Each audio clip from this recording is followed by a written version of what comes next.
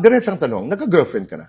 Di pa, Tito Boy. Hindi pa. Hindi pa umano nagkaka-girlfriend ang rising star na si Andres Mulak, bagay na lalong ikinagulat at ikinatuwa ng kanyang mga tagahanga matapos niyang aminin ito sa isang panayam sa Fast Talk with Boy Abunda. Sa kabila ng kanyang agaw-pansing kagwapuhan, natural na karisma at lumalaking fanbase, ibinahagi ni Andres na sa ngayon ay mas nakatuon muna siya sa kanyang personal na growth, career at paghasa sa kanyang talento kaysa sa pakikipagrelasyon.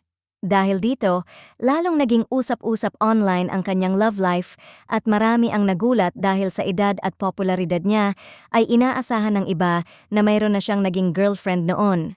Agad namang nag-react ang netizens at fans sa kanyang revelasyon, kung saan marami ang nagsabing mas lalong nakakaintriga at kaabang-abang ang kanyang personalidad dahil sa pagiging simple at grounded niya.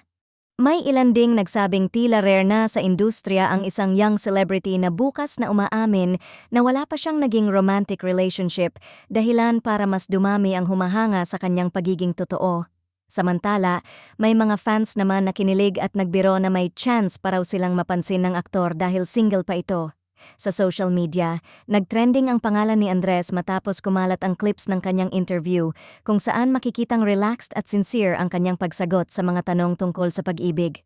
Para sa iba, ipinapakita nito na hindi siya nagmamadali pagdating sa relasyon at mas pinipiling hintayin ang tamang panahon at tamang tao.